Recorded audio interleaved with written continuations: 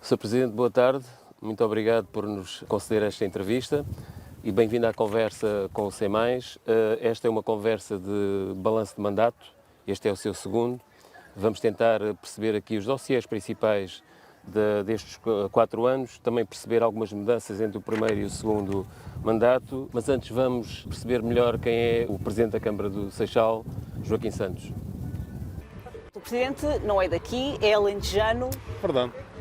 Diga-me, há quantos anos é que está no Seixal? Como é que foi? Conte-me um bocadinho das suas raízes. Sim, a minha família, toda a família é tudo do Alentejo. Os pais, os tios, os avós, todos. Os meus irmãos, somos todos de Beja e da zona. E de facto o meu pai foi chefe de serviço do Hospital Santa Maria, do Serviço de Cirurgia, e ganhou o primeiro lugar a nível nacional, portanto, nesse concurso.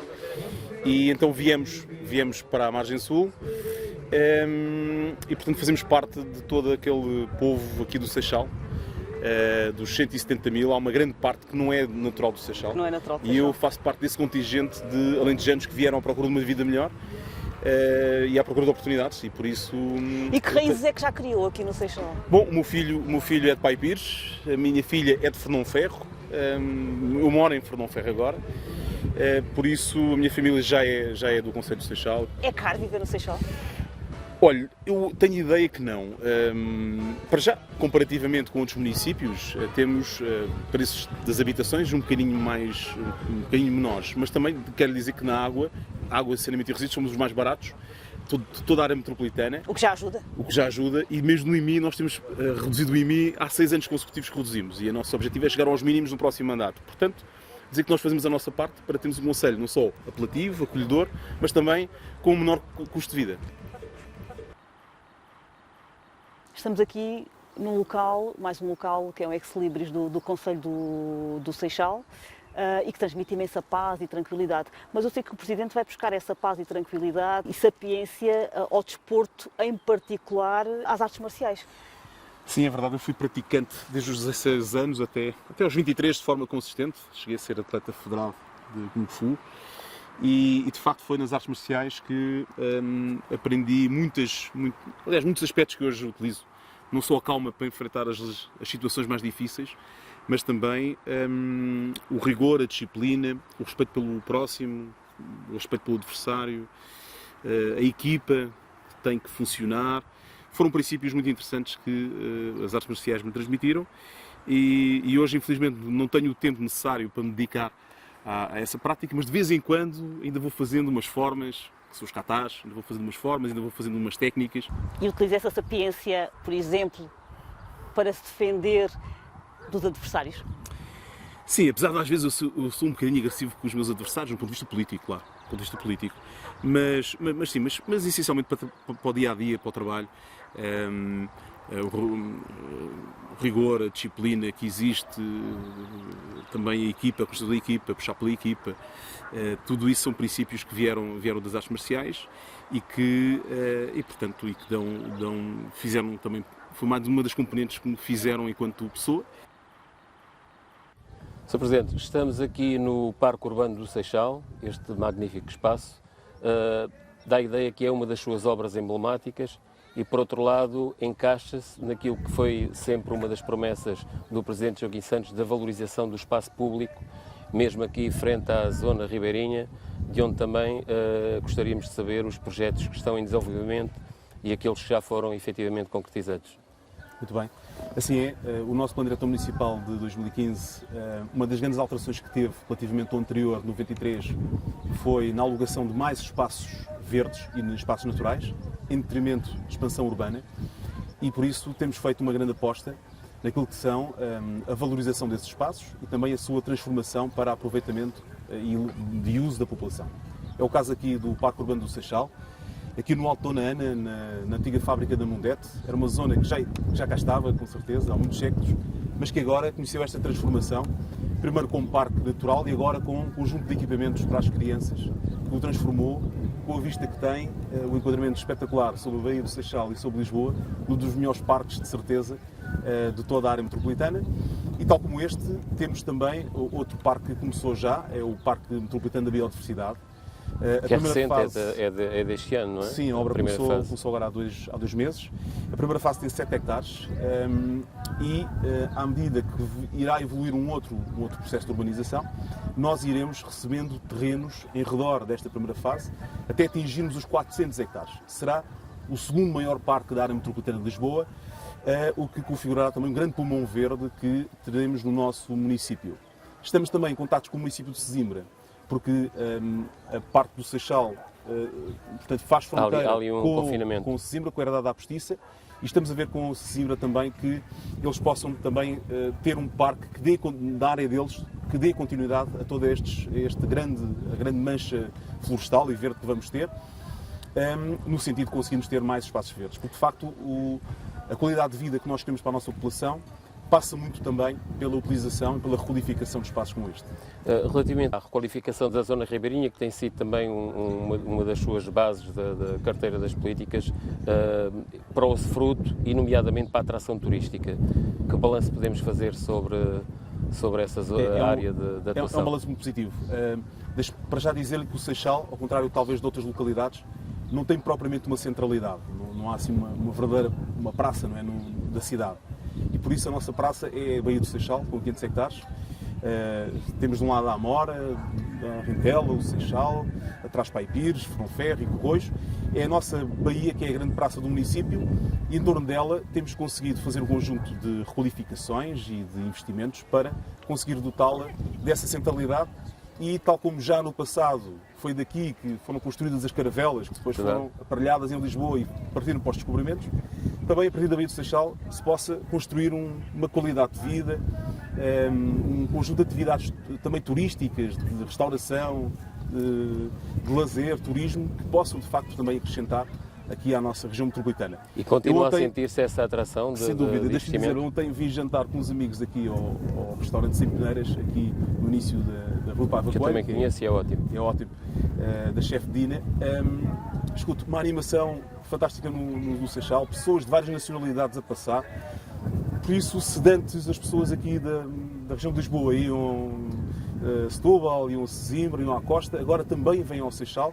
Não só à restauração, mas também aos inúmeros espetáculos desportivos e culturais que temos. É uma animação permanente que nós queremos continuar a colocar na nossa Baía, apesar da pandemia nos ter dificultado a vida a todos. Já lá vamos à pandemia. Sr. Presidente, isso significa que se está, de certa maneira, a inverter a migração das duas margens, isto é, a população de Lisboa já procura também aqui o vizinho de Seixal? Sim, aliás, e nós sentimos muito isso agora com a pandemia. Muita gente está a abandonar os centros, nomeadamente o centro de zona de Lisboa, e algumas outras localidades periféricas para procurar o Seixal, porque nós estamos a 20 minutos de Lisboa, nós estamos a 20 minutos no centro de Lisboa, por carro, comboio ou mesmo barco, e temos esta tranquilidade e também este custo de vida menor, melhor qualidade de vida, menor custo de vida, este ambiente fantástico, por isso muita gente está a escolher o Seixal e nós sentimos isso com muitas famílias a escolherem o nosso município para vir residir, e isso é um sinónimo de que de facto aqui existe essa qualidade de vida. O Seixal, eu diria, dos últimos 20 anos tem sido o concelho que mais tem crescido demograficamente, mas nos últimos anos acha que essa correlação tem sido expressiva ou há uma certa estagnação? Uma vez que estamos a falar do segundo maior concelho de Setúbal. É claro que houve um grande crescimento dos anos 80 e os anos 90. Os anos 2000 já foram com um crescimento menor, mas, no entanto, o Seixal continua a ser um concelho com uma taxa de natalidade positiva. Nós temos as nossas famílias estão a gerar, portanto, mais bebés, e isso é muito positivo. Como temos também uma taxa de migração, portanto, para o concelho também positiva. Aliás, os dados do INE demonstram que o Seixal, dos grandes concelhos, é o único que está, de facto, a crescer em termos nominais. Enquanto Almada e o Barreiro, só para dar estes dois exemplos, estão a perder população, o Seixal está a ganhar população. Vamos agora verificar isso melhor com os novos censos. Exatamente. E a ideia que temos é que, de facto, o Seixal, se não for agora nestes censos de 2021, talvez em 2031 sejamos o concelho mais populoso. Mas isto não é nenhuma competição. Claro. O que nós queremos é, de facto, dar qualidade de vida a todos aqueles que já cá residem e todos aqueles que procuram uma vida melhor. Claro. Como já agora foi o meu caso, também vim para aqui Não sou do Seixal, mas também vim para este território à procura de uma vida melhor. Portanto, não acompanha aquela tese que o Seixal, do ponto de vista de ser uma metrópole, uma satelização desta grande zona urbana, incluindo aqui a AML no caso concreto, não é uma satelização, não é uma centralidade, como disse há pouco, ou ainda não é, mas também não é um dormitório. Não é. Já deixou de ter essa carga. Sim, é cada vez menos. Aliás, com os dados já desde 2001, que a taxa de deslocação, ou melhor, sim, em termos da vida ativa, ou dos trabalhadores ativos e dos estudantes, aquilo que eram as deslocações pendulares, já são mais as pessoas que internamente fazem essa deslocação para casa ou trabalho do que para Lisboa. Isso a partir de 2001 já aconteceu e é uma tendência que se tem acentuado.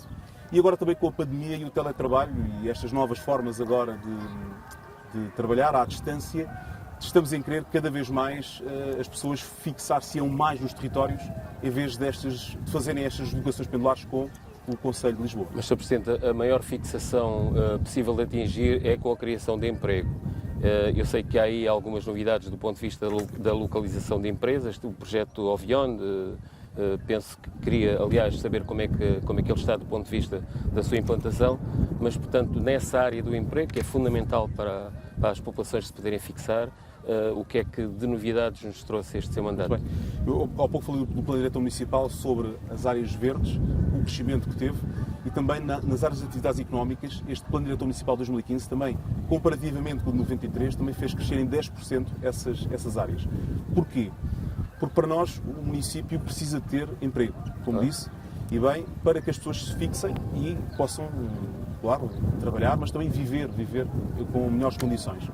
E nesse sentido o Conselho tem que ter essa oferta, tem que ter essa capacidade de expansão e por isso temos imprimido esse objetivo não só no planeamento, mas também na própria procura de empresas. O caso do Ovion é um caso paradigmático, é um bom exemplo. Que é um cluster de nicho, não é? É um cluster de nicho, não existe. Sim, é verdade. Na margem sul nós já tivemos a Pfizer aqui no Conselho, depois ela deslocalizou-se, concentrou-se, deslocalizou-se. Agora o Ovion está em crescimento, procurou a margem sul, foi a vários concelhos e aquele concelho onde verificou que haveria maiores potencialidades para os seus objetivos foi no Concelho do Seixal. Porquê? Porque cá está, nós temos este planeamento, temos este plano diretor municipal com estas áreas perfeitamente consolidadas e também temos esta capacidade da própria Câmara de, junto destes empresários e destas empresas, poder corresponder àquilo que são os seus objetivos de curto prazo, porque o empresário tem sempre pressa, não é? Para saber o que custos vai ter, para saber que infraestruturas de contexto é que existem, que acessibilidades, etc. E foi isso que foi feito com o Ovion.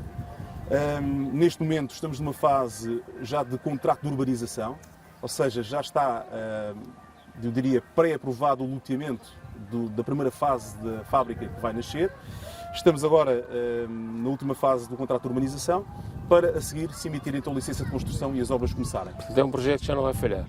De certeza, aliás, nós esperamos que as obras comecem agora dentro de 2, 3 meses e será uma fábrica que terá cerca de 200 postos de trabalho já numa primeira fase e será mais uma grande âncora que depois vai trazer muitas outras empresas que trabalham para esta principal. E vai criar emprego indireto, digamos assim. Sim, muito emprego direto e também indireto. Portanto, não tem havido algum desinvestimento nos parques industriais, que foram também uma bandeira da gestão CDU ao longo dos anos? Nós verificámos alguma saída e alguma quebra quando... Portanto, confirma estes dados? Sim, quando a crise económica e financeira decorrente da Troika, não é? No período 2011, 2013. Mas agora o que temos assistido é uma retoma. Aliás, eu próprio, às vezes, sou contactado por muita gente, quer um armazém de 500 metros quadrados, quer um pavilhão de 10 mil metros, quer um terreno de 50 mil metros, quer não sei quantos hectares. Portanto, o próprio Presidente da Câmara hoje é também um facilitador relativamente àquilo que são a procura de vários espaços, porque as empresas, como disse, precisam de ter respostas rápidas e nós temos de ter uma Câmara ágil e que responda, e muitas vezes isso é importante. Outro exemplo, vamos ter agora um dos maiores centros logísticos do CTT para funcionar para toda a margem sul. Também no PIS? Também, exatamente, junto ao Parque Industrial do Seixal. É um dos investimentos mais recentes, que foi agora aprovado, e que vai também gerar várias centenas de postos de trabalho diretos, com possibilidade de expansão futura. E por isso, cá está, a Câmara do Seixal tem não só os espaços, como disse, temos os terrenos, temos o planeamento, mas temos também a agilidade suficiente e a flexibilidade para corresponder. E esta a estas ligação necessidades. estratégica, do ponto de vista das acessibilidades, que é absolutamente fundamental, a 20 minutos, como disse, de Lisboa. O Presidente acredita que o projeto da Baía do Tejo, portanto, a Lisbon South Bay, vai trazer também algum investimento direto e robusto. Aliás, o Ovion tem a ver com... O Ovion foi um desses, já com essa uma dessas realidade. conquistas, sim. Eu diria que é o maior projeto no quadro da Lisbon South Bay, Sim. efetivamente O que se vai concretizado ou concretizar concretizar. é verdade. Tudo o resto são objetivos, ainda não concretizados, são potenciais, mas este projeto, de facto, o nível que está, será para concretizar, com certeza.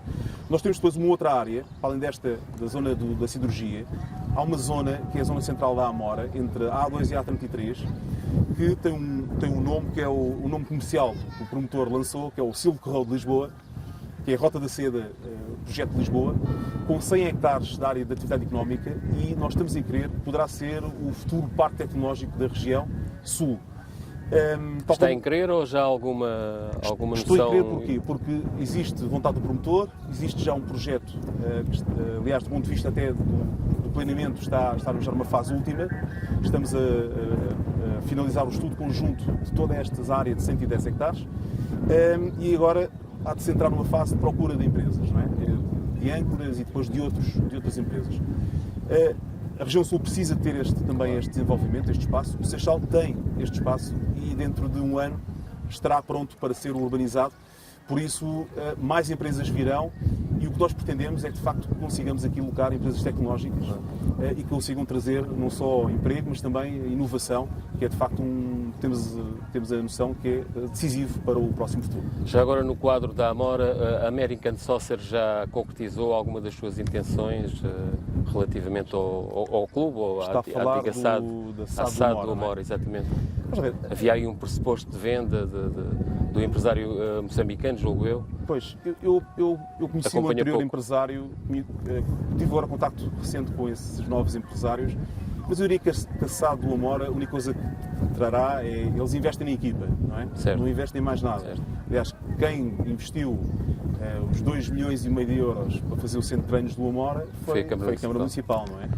E, aliás, quem vai investir 8 milhões de euros para requalificar o Estado da Medideira vai ser a Câmara Municipal. Ninguém acredita que nenhuma SAD, nenhum lado vem fazer investimentos deste montante, não é?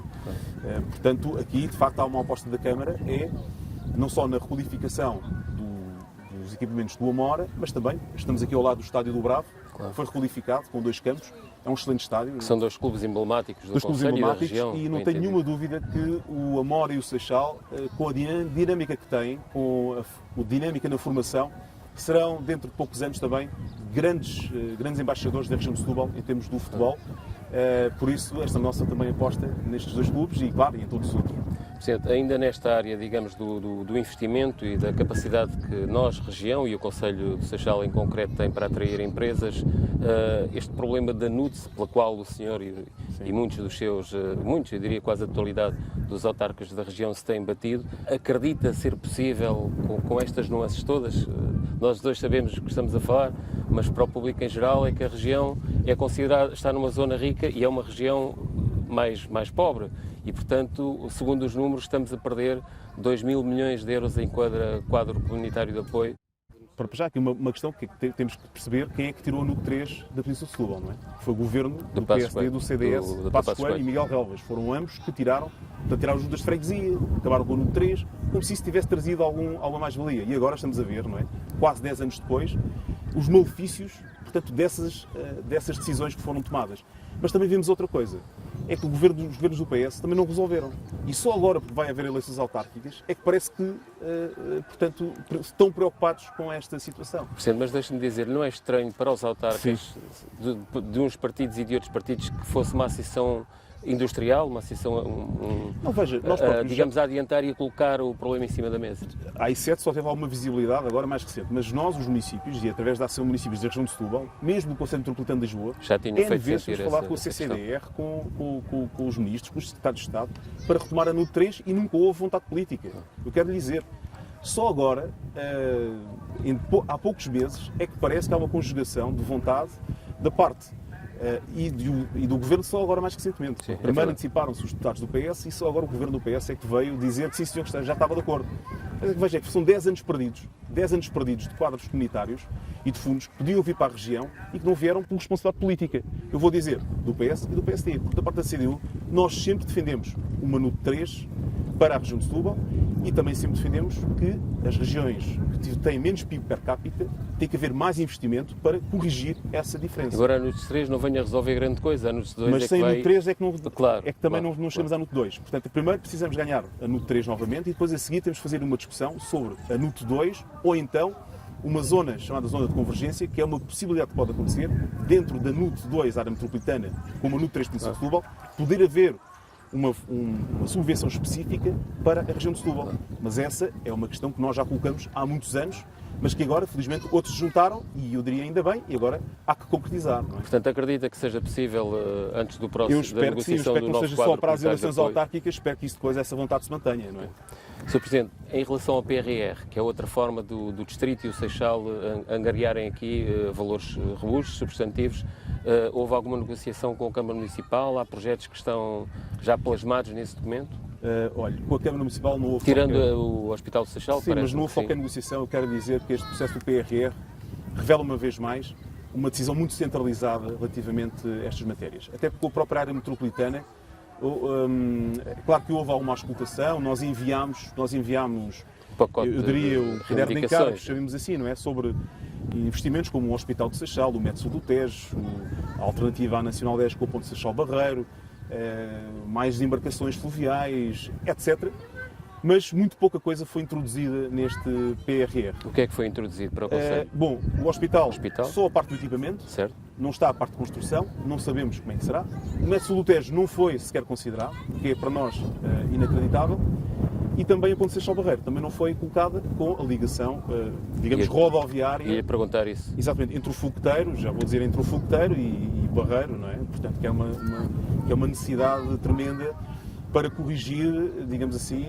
Aliás, eu estou a olhar para si, estou a ver por trás o Barreiro, estamos aqui a 10 minutos, se formos a pé, se estivéssemos a ponto, o Barreiro não quis fazer, não é? Ponto pedonal ciclável, o Barreiro não quis fazer, e 10 minutos para ir a pé e de automóvel temos que percorrer 15 Mas aqui km. há sintonia, porque também o Presidente da Câmara do Barreiro defende rapidamente a travessia de Barreiro-Seixal. Mas não teve de acordo que fazermos em conjunto uma ponte pedonal e ciclável que tinha fundos europeus e ele não teve de acordo. O Presidente da Câmara eleito pelo PS, mas também com os vereadores do PSD. O Presidente Joaquim Santos não acha que é demasiadamente reivindicativo e que isso possa prejudicar as relações com o Governo de outra força partidária? É uma pergunta apenas. Não, acho que não. Acho que um autarca, se não for reivindicativo, não tem um verdadeiro espírito, eu diria, do poder local, porque nós somos autónomos, nós somos eleitos pelas populações. É evidente. Para reivindicar aquilo que são as suas necessidades. Eu diria ao contrário, é que eu vejo que há presidentes de Câmara, por serem de determinado partido, não exigem ou estão de acordo ou não se batem por malefícios que acontecem às suas populações. Veja-se o caso do aeroporto, ou do terminal aeroportuário de Montijo, onde temos um Presidente de Câmara, ou dois Presidentes de Câmara, que sabem perfeitamente que vão fazer, a sua decisão vai influir na perda de qualidade de vida da sua população e nada dizem ou fogem às perguntas. Aí há uma divisão categórica do ponto de vista partidário. Não é só partidário, é também técnico, não é? Eu não conheço nenhum técnico que defenda o terminal aeroportuário do Montijo. Conheço políticos, agora técnicos da área não conheço. E agora, uma vez travado do ponto de vista da posição que as câmaras da região tomaram, acredita que seja possível ou o projeto vai outra vez regressar à ponte zero? O Ministro Pedro Nuno Santos esteve aqui no lançamento de uma embarcação para Cabo Verde, aqui no estaleiro do Seixal. Cá está mais uma grande empresa do Concelho, que está aqui a Navaltagos, e que tem portanto, que é uma atividade que foi reativada, efetivamente, pelo menos com a pujança de... Sim, eu diria que eles fizeram crescer novamente a atividade neste estaleiro, o que é para nós muito positivo. Mas o Ministro dizia que agora ia ser estudada também Alcochete e que iria haver com certeza novidades, mas pareceu-me que estaria também convencido sobre a solução Alcochete. Relativamente ao passivo ambiental que ainda temos aqui na siderurgia e apelando a esse caráter reivindicativo, que ponto de situação nos pode fazer? Bom, foram investidos 13 milhões de euros na recuperação de parte da zona norte, portanto é um investimento em descontaminação que está agora numa fase final.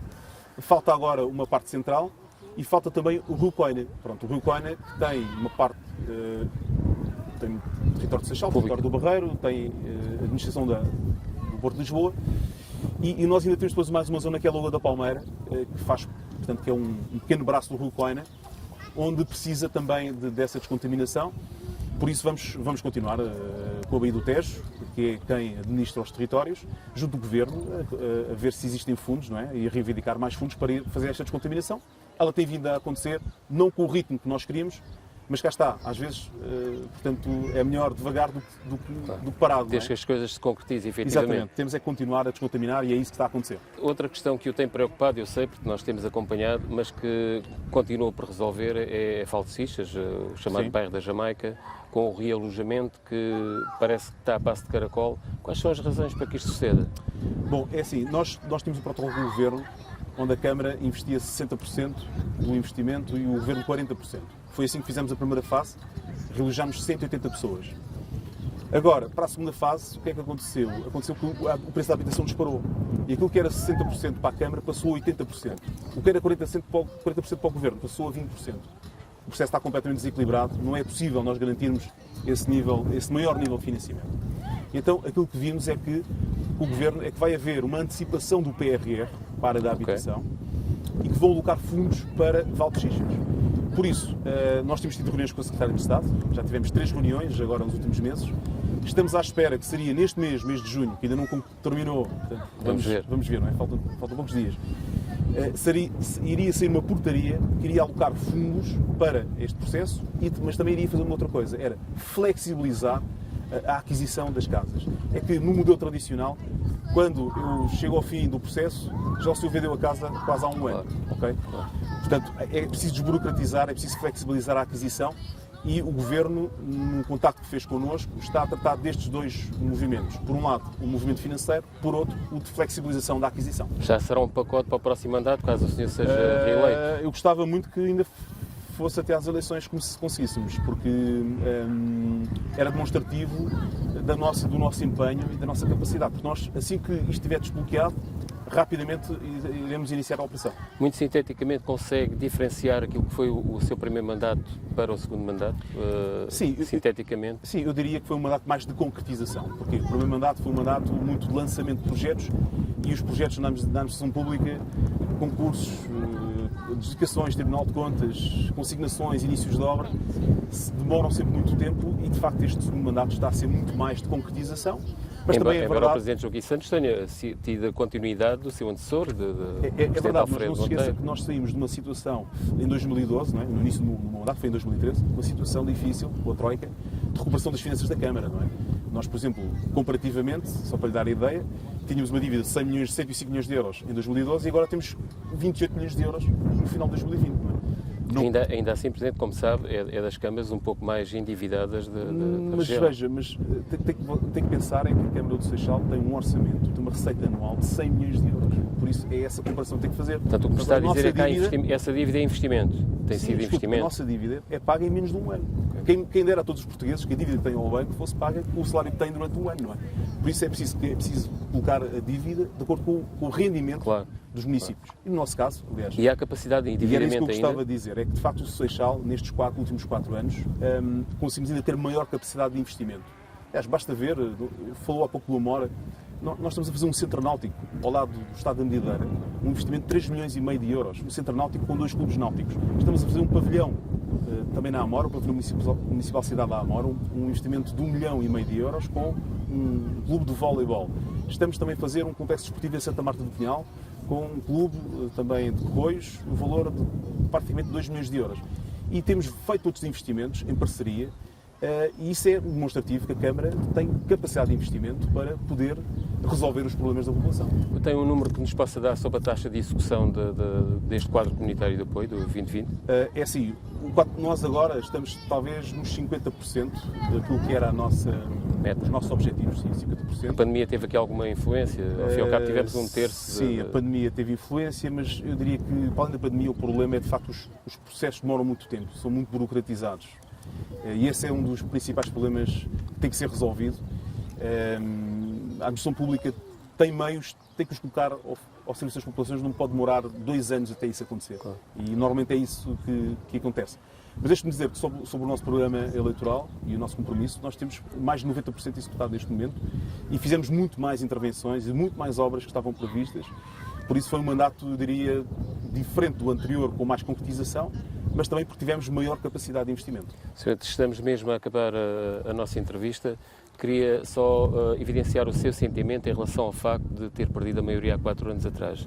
Aponta algumas razões objetivas para que isso tivesse sucedido? Sim. E já agora, que conforto tem para este ato eleitoral que vai decorrer em setembro? Claro. Sim, há 4 anos atrás, de facto, fomos surpreendidos com a perda da maioria absoluta. Aliás, nós e outros municípios, e alguns perdemos mesmo a Câmara Municipal. Eu penso que houve um elan na altura do Partido Socialista. A nível nacional, A nível nacional e aqui na região metropolitana. Penso que isso não acontecerá nestas eleições autárquicas. É a minha perspectiva. E também, eu penso que com o trabalho todo que fizemos e também com a equipa que temos, com a capacidade que demonstramos, eu penso que vale a pena continuar a apostar na CDU e no nosso projeto, e eu penso que é isso que a população fará. Aliás, todos os dias eu tenho muitas manifestações de confiança, de apoio aos nossos projetos, ao nosso trabalho, e por isso estamos muito confiantes que vamos ganhar e porventura, é um objetivo reconquistar a maioria absoluta e também a freguesia de Fronferro. Sr. Presidente, muito obrigado. Felicidades para o seu concelho, para o seu trabalho. É o nosso segundo maior concelho do Distrito de Setúbal. Muito obrigado por esta entrevista.